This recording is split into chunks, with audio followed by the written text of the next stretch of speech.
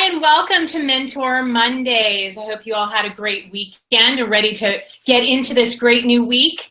We are starting our Mentor Monday today with Erin Lumley. Did I pronounce that right, Erin? Yes, Erin Lumley. Erin Lumley of Ingrid Communications. Erin is a PR professional, and her company offers PR services to cannabis businesses.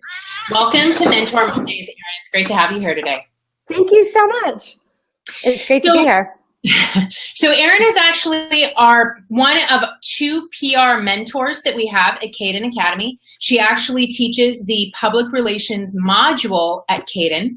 So we're really happy to have her here today talking with us about public relations. So Erin, why don't you start by telling me a little bit about how you got into PR, what your background in traditional PR is, and then how you got into doing cannabis with Ingrid Communications. Yeah, absolutely. I got into PR through college, took a couple of courses, fell in love with it, and then been doing it for 20 plus years. So I have sort of a technology background, B2B and B2C.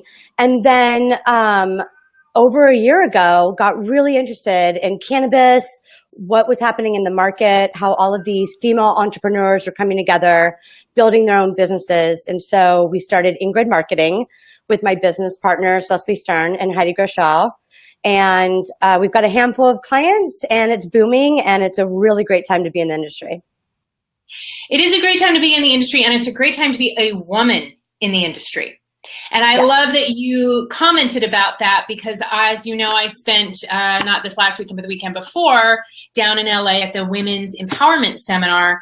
And it was really amazing to me to see how many women are actually reaching to start their own cannabis businesses. And you know, we talked about the fact that there are 36% of women currently who are executives in, let me rephrase that. There are currently 36% of the executives in cannabis are women. And in Kadin, we want to work to make that 50 to 60%. So we've got a really great opportunity now to help make that happen through what we're doing at Kadin Academy. And one of the ways that we build successful businesses is by utilizing the tools and techniques available to us in PR to help spread the word. Tell me a little bit about how a new cannabis entrepreneur should really think about PR as part of building their business. Yeah, absolutely. You know, all of these businesses are starting, which sort of leads to a crowded market. And I think one of my advice for entrepreneurs is, what story are you going to tell? What's your messaging? And really work on it, because first impressions always last. And so that's going to help you elevate and kind of break out from the crowd if you've got a really clear, succinct story about your business and what are the benefits and what are the solutions and why are you doing this in the first place. So that would be my recommendation for them. And, you know, PR in cannabis is new, and there's a lot of challenges. And, you know, you've got some agencies out there that are really just kind of caught up in breaking down this perception of like the stoner mentality, but there's so much more going on. Policy is changing on a day-to-day basis. A lot of companies aren't able to keep their accounts going on social media because they're getting kicked off. So knowing what you can say, knowing what you can promote, knowing the policy, knowing the advertising rules really helps your company in the beginning. So tell me a little bit about that. Let's go into a little bit more. You said something about advertising rules. And this is where I believe a lot of entrepreneurs really get hung.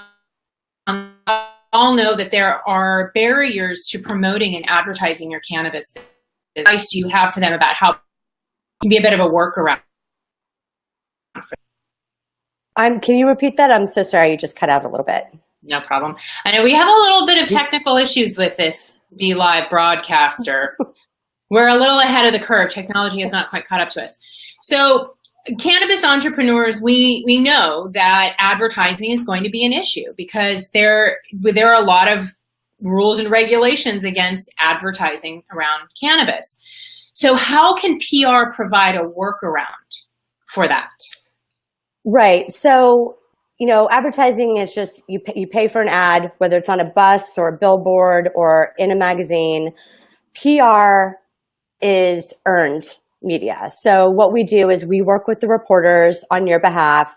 We tell your story to them, and then we get you coverage in, business publications and trade publications. And then that allows that business to broadcast to a wider audience.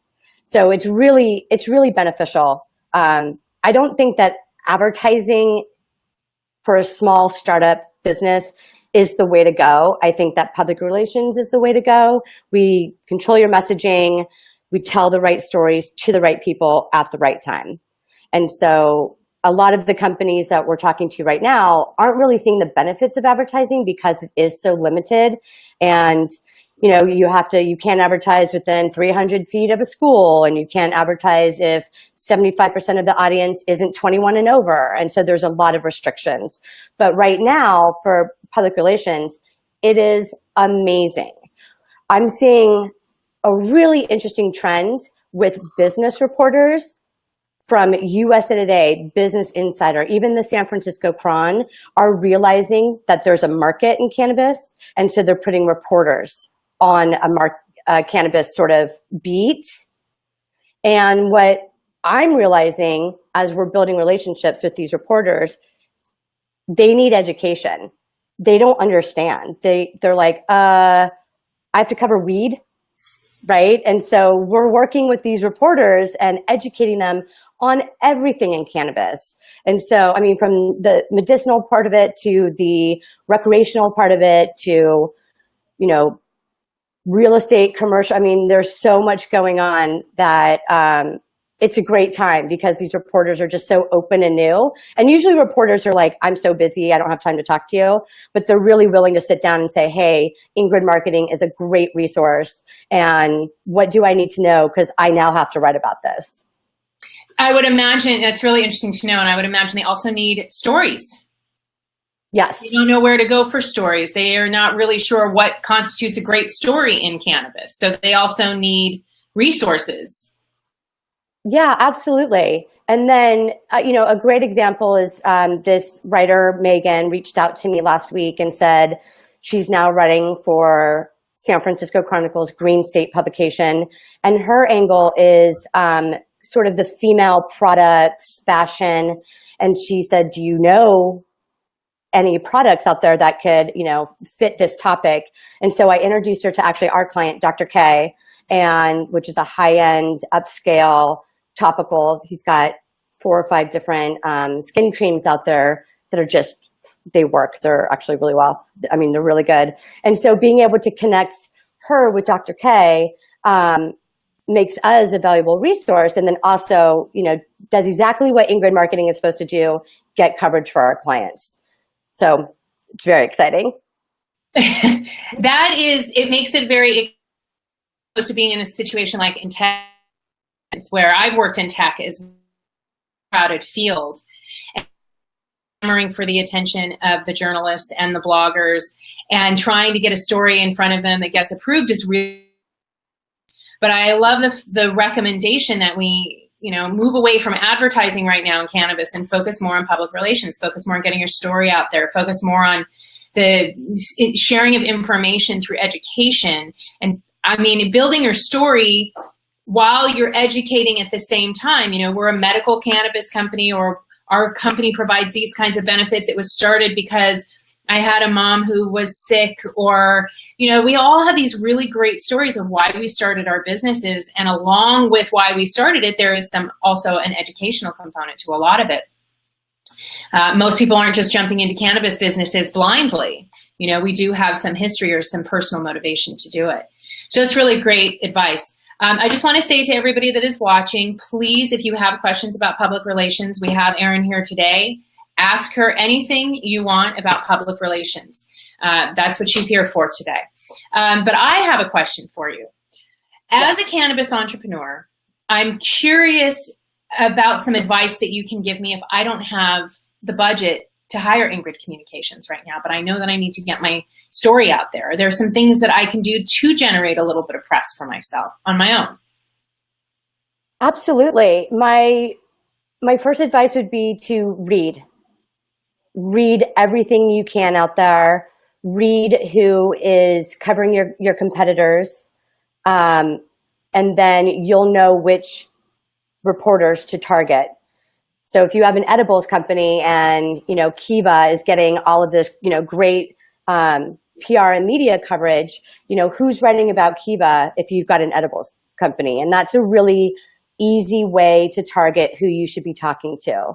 And then, a lot of these reporters, especially local reporters, they're attending a lot of these events. And it's a great free way to walk over to them, shake their hand, make an introduction, tell them about your company. So those are kind of two things that don't cost that much money, that, these entrepreneurs can do on their own. Do you feel that trying to also make connections with bloggers who aren't necessarily traditional journalists, but maybe people who write on a local level or write specifically? I know there are some mommy and pregnancy blogs, and there are blogs that focus on how to use medicinal cannabis. I mean, there are all kinds of different blogs that aren't necessarily traditional journalistic outlets, but do you feel that there's value in also developing those relationships? Absolutely. I think the difference between a publication and a blogger who writes online is completely blurred. And I would treat each blogger just as you do the media. So make sure that you have all of the information they need, that you're responding to them in a timely fashion, building that relationship with them as you can, because it's the power of the pen, right? It doesn't matter if it's, being written in one spot on the internet or the next spot on the internet, it's still being written, and you still have, an opportunity to become part of that story. And are you seeing that? So with most businesses, you want national. Are you seeing that national press is as effective in cannabis as local press for brand awareness? Well, yeah, and it depends on your business, right? If you're a dispensary, you want that local coverage. You want the person who's saying like, hey, where can I, pick up, my medicinal weed? Or you can, but if you're a company that's selling across state lines or, all of that, then you'll probably want the national coverage, like the USA Today's, the Wall Street Journals, all of that. So you really kind of have to look at your business. And if you're really targeting local people to buy or come in, local's the way to go to start. And then also, if you've got a kind of a larger trend story that you can participate in, that's really good for national press as well. So if you're noticing that, pregnant women are, I don't know, like maybe you're a Lamaze coach and you're noticing that all of the moms are coming to you talking about cannabis, that's something interesting, and that could be a larger trend piece that maybe USA Today would be interested in, or, Viceland, or, these like larger publications. So you just have to really analyze your business. Are you finding that USA Today and the Wall Street Journal, that they are actually writing about cannabis when it's a compelling enough story? Oh, yes. USA Today, Trevor Hughes and a group of people that he works with just put out a really detailed, in-depth article on the cannabis industry. So they're definitely covering it. I mean, Business Insider is covering it. Forbes is covering it. LA Weekly. These publications are really starting to cover and analyze the cannabis industry. Fascinating. It's happening so fast. I mean, it's taken forever, but now it's happening really fast. Yeah, I spend on average an hour a day reading all the newsletters I can get my hands on, all of the coverage. And then I also spend another hour on behalf of Ingrid Marketing building relationships with these new reporters in the cannabis industry. So, emailing them saying, hey, here's our list of clients. We'd love to be a resource for you. And a lot of them are just so thankful they're coming back to me saying, do you have time for a 20-minute phone call? Because they don't understand the difference between CBD and THC. They just, what's the sativa? What's an indica? What's a hybrid? Like just basic questions. And, a lot of them don't use it themselves. So they're like, what do we do? How do I cover something that I don't partake in? That's very interesting. So again, it comes back to that education component, right? We're definitely in the education stage right now. And it's a great time for, and we're seeing a lot of these agencies pop up, and some of them are doing a really good job working with the media, and some of them are not doing a really good job working with the media. So if you're going to engage in a PR firm, make sure that they're reputable, that they're going to do you justice and represent you correctly to this burgeoning cannabis media that's happening. And if I'm starting out, again, looking at my budget as a new company, yes, what would you say I would need to kind of what is a realistic budget to work in to get started with someone like Ingrid Communications if I can't do it on my own? Right. So there's what we're noticing right now is that we're very strategic and we're doing a really good job with projects. So the opening of a new dispensary, the launch of a new product, the launch of a new service, and they just want to get a little bit of buzz about sort of this newness of their company. And so, but they're not necessarily looking long-term, right? So there's a lot of stuff that you can do within PR that's going to be very beneficial to a company long-term, starting a thought leadership program, consistent outreach to the media. That's right. Yeah. And then we also work with our clients long-term. So they realize the benefit. They know that to succeed in their industry, they're going to need PR to help get the word out, to help build the relationships with the media, to help with events. What events should they be going to? What presence should they have at the event? And that's longer term, right? So they're really looking to be like, I'm going to build this business and I'm going to do it right. And that's when they engage with Ingrid as well. Got it. That's really good advice. It is so important that you get the public relations down. And I've seen so many companies in traditional business, even not just in cannabis, that kind of push that to the side and put all of their money into product development and then don't take any time to really get their story out there. And they wonder why people aren't receptive to the brand when they've done no work.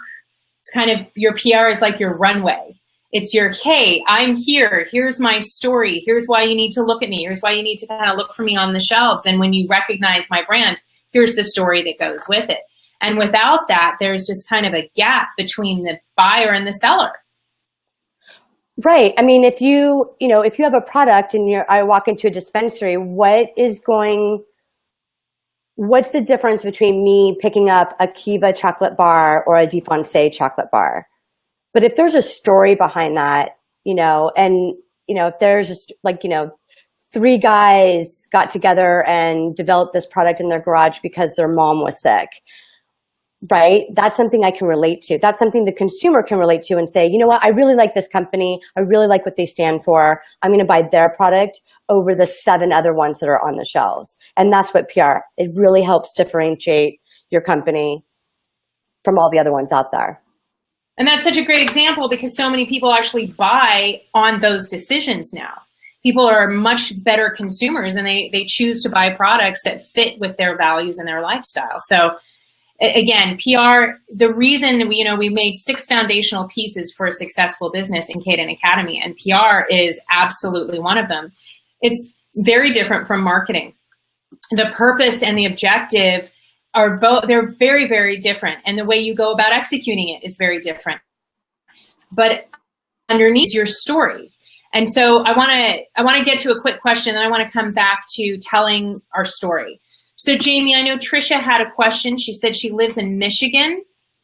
And then with our lovely Be Live technology, it disappeared. Boom, I'm here.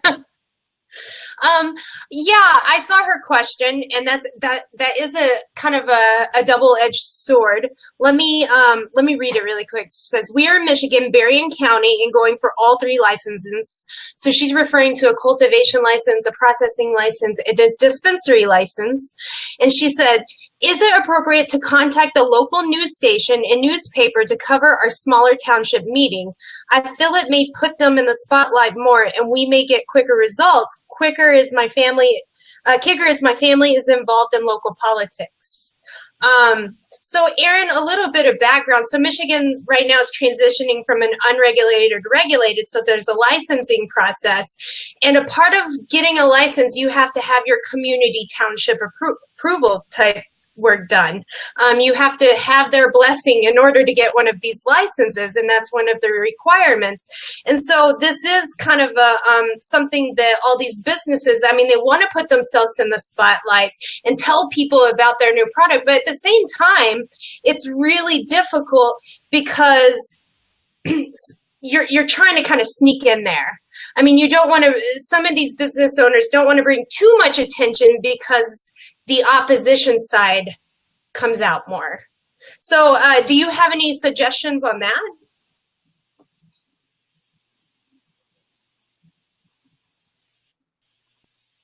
Breaking up. I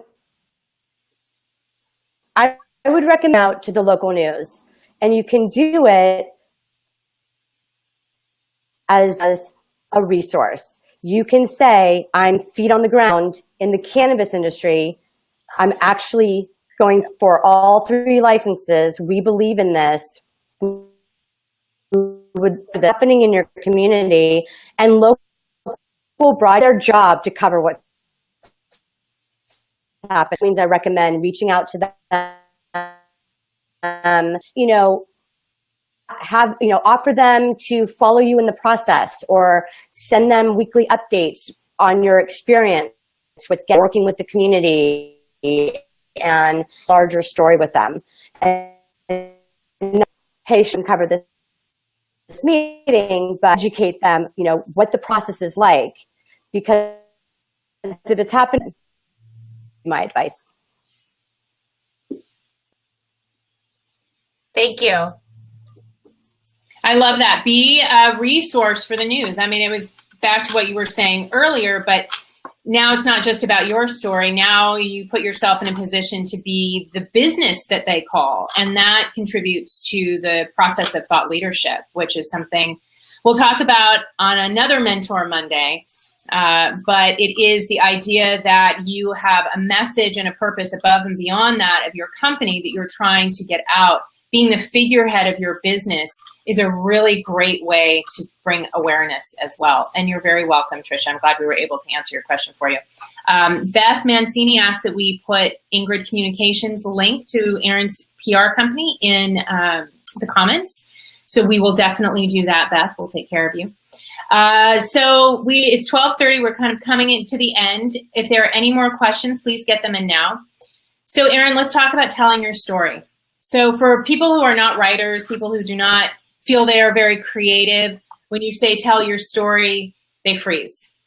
They don't really know where to start. They don't know what that means. Can you give them some advice about how they can actually go about telling an effective and engaging story?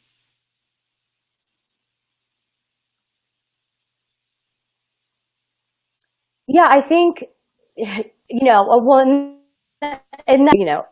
not a strong writer, a PR agency, but myself a handful of questions of why do I want to create this business? What do I hope this business will be? What solution am I or what problem am I solving for? What are the benefits of my product? And just kind of write it down, right? Because then that'll sort of give you a sense of, and start thinking about these questions. And so, in the online course, we actually kind of walk you through everything that you need to know, how to work, how do you tell your story, what should your messaging be? It's a definitely make sure you have a really solid foundation and how to get started at all. But if somebody's my story yet, I would definitely just asking, writing it down, and then also tap family and friends, right? Oh, that's good advice. Few industries, we're in one of the few industries where even if you're a competitor, each other. And so, as a recent conference that I went to, at the end of it says, talk to as many people as you can, meet as many people as you can. And so, you can use your group to test your messaging out. Say, hey, I want to see what they say. So, sometimes we sort of drink our own Kool-Aid a little bit. So it's good to kind of test that messaging in your story with trusted friends and family. That's great advice. Thank you, Erin. Okay, any more questions today before we let our mentor, Erin Lumley? I have a question. Jordan posted this question in the Women Entrepreneurs in Cannabis page. She said, do you have any stance on public relations and marketing towards online cannabis forums? Do you find those communities are worthwhile to network in? Yeah, absolutely. Right now I'm part of 6 different Facebook cannabis groups, and I monitor them and I track them and offer to be a resource and support for them. Being part of those communities is very, very important. I think that that's where a lot of the discussions are. I track trends as well. So if the question, and I'm so sorry you broke up a little, if the question is, how do I do PR within those groups? I would just make sure that you are a resource. Make sure that all of the information you're sharing is valid and relevant. Definitely,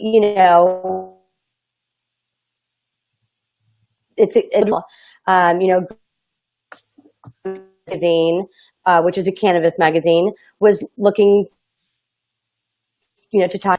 So if I had a client that could,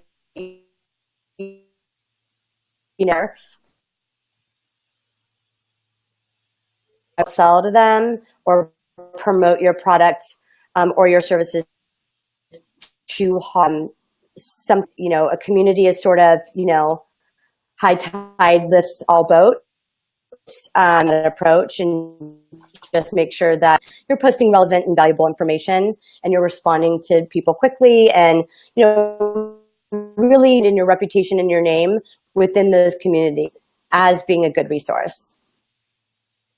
I agree. It's I actually did this last week. I had a PR request and I posted within a group that I'm a part of, and I had posted that I needed a resource because this reporter was doing a story about, like, on these township approval things, of city councils that are actually kind of being dismantled right now because the personal opinions and clashing on councils and things like that. So the reporter wanted to do a story. So I had posted on there just asking if anyone knew of any communities where this was happening, and that was an opportunity for people who are seeing that happen. And I think those groups a lot of times are a great resource for those opportunities.